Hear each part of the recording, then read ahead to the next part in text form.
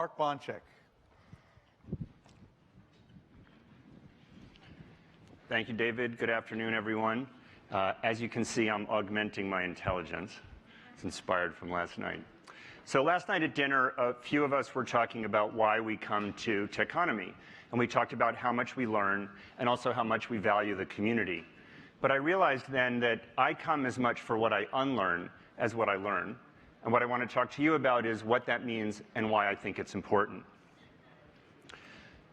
So 500 years ago, we started to live in a world of Gutenberg. Gutenberg's press transformed every institution. It created a world of mass communication, and it led to the scientific revolution, the modern banking system, the rise of the nation state, the Protestant Reformation. And now we're moving from a world of mass communication to mass collaboration. And in light of today's special guest, you could say that we're moving from the world of Gutenberg to the world of Zuckerberg.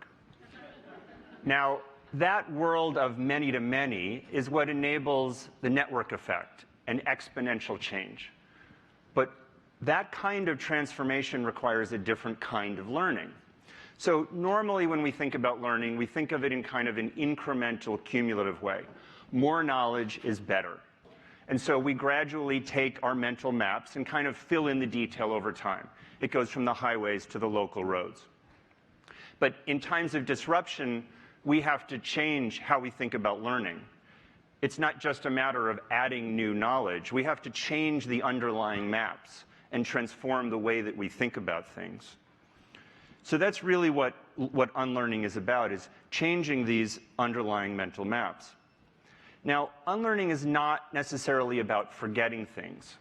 It's really about being conscious of the mental model that you have and being able to choose the right one for the situation.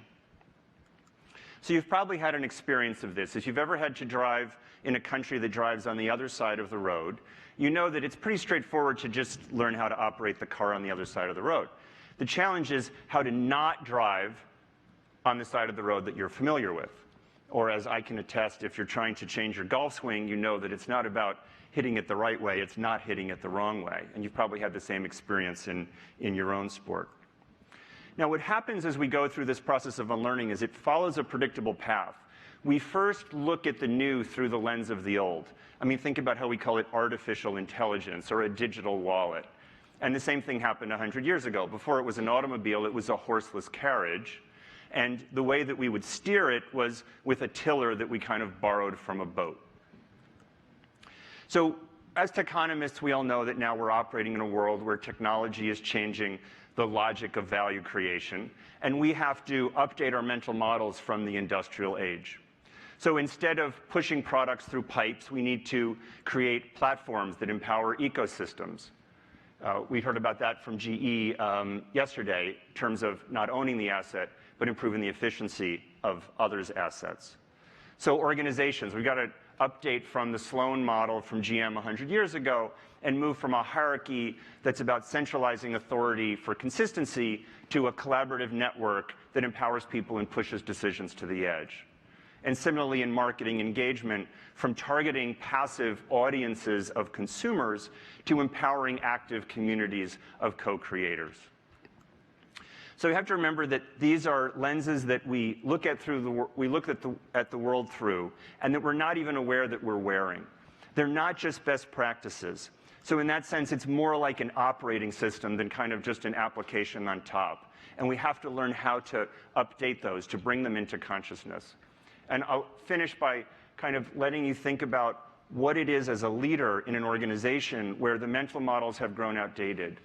In my work with leaders and organizations, I find that change is a trapeze. And we don't let go of the old bar until there's a new one. And this is where we talked about narratives this morning. The narrative needs to give people not only the reason to let go of the old bar, but the new model, the new map that they can jump to. So with that, that's my 180. I think it's all of our 180. And I would just say that the next time you're in a meeting where people immediately start asking, what are we going to do? I hope you'll pause and first stop and say, how are we going to think? Thank you very much.